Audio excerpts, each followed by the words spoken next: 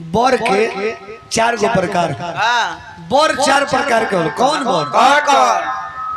जना बर के कल पूजा रहे तौन बर ना बर माने दूल्हा। बर गाछों के कहल जाला।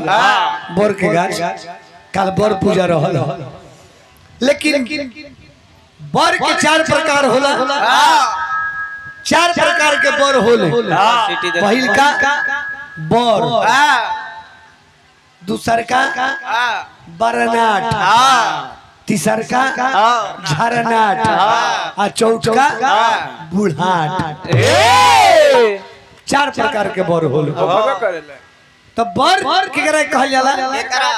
दुल्हे सरकार जैसन विराजमान बानी, अभी निमन से मोछ दाढ़ी नहीं खाई तो ई बर के गिनती में इनका के बर कहल जाए। आज एकर मोछ दाढ़ी आ गई वो बर ना वो बरनाट हो जाला। वो बरनाट के गिनती में आ जाए। सही। हमनी लेखा जे कर तनी मनी झड़ गइल बा वो झरनाट कहा। ई बर ना कही, बरनाट ना कही, झरनाट कही। आज कर मुंह के चौकट हिले लागल, 2-4 गो चौकट टूट गई। चौकट माने दांत। तो जेकर दांत टूट गइल बा उ न बर कही है, न बरनाट कही है, न झरनाट कही है, उहे दुल्हा बुढ़ाट कही। हाँ सच्चे कहता नहीं। बर के 4 गो प्रकार है। तो बरनाट, झरनाट, बुढ़ाट के रहे। सबसे बुढ़ाट दुल्हा के रहे शंकर भगवान। शंकर भगवान बियाह करे गईले तो बर ना रहले, बरनाट ना रहले, झरनाट ना रहले, बुढ़ाट दुल्हा रहले। लेकिन उनके विवाह के उत्तम विवाह मानल गई। आज जो लड़की लोग पूजा करेला तो शंकर भगवान के पूजा करेला कि हमारा दुल्हा निमन मिलो।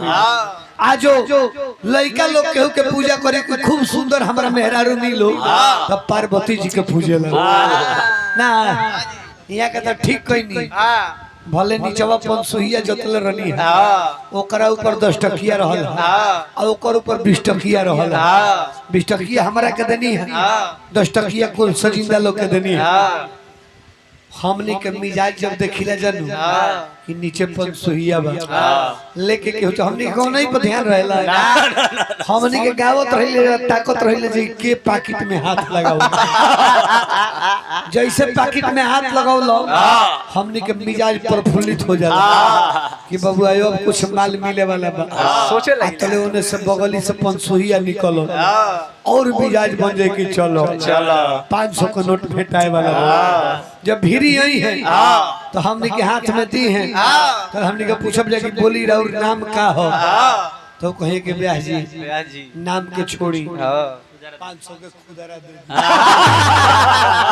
ओही घरी जरिया। बाबू आयो तने बात सुनत होला बुझा लगे के हो जान जानो कि मुड़ी पर पटकन से मार देले। हां मौगा 3 प्रकार के होल है। के नहीं खा जानो ना। एगो ट्रेनवा में घूमेलन छक्का आए हाय हट नहीं तो मार दूंगी।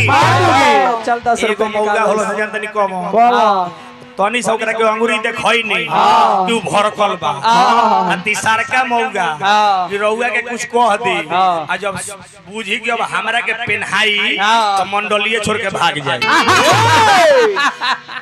कोइले करब का कहल जाई के मंडली में के बैठे के चाही।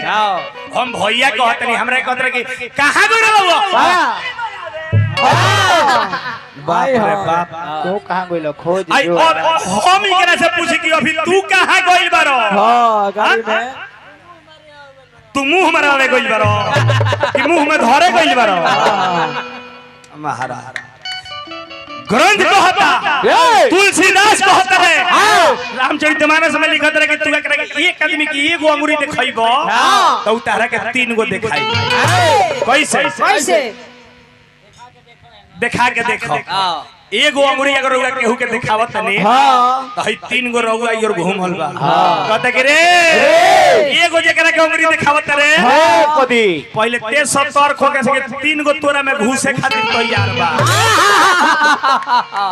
अंगुरिया मौगा महाराज आई बैठी मंडली में मंडली छोड़ के काहे भाग जाता है देखिए रे गाना बजाना हमारे कहले तू के भैया हई लई गई है नु तब बुझाई कि पारा चिल्लाता ना बबुआ ये हमें सलाई रिंच तू लोग कौन रिंच हव तू लोग 12-13 रिंच हव दू हाली कसई बे के बाद सम पापड़ी से बदला जाइबो लेवल देखिला लेकिन हमनी के जानत रह सलाई रिंच हई जा जहे लगइबो तहे सेट कर जाई हो तो मेरा ऐसे ध्यान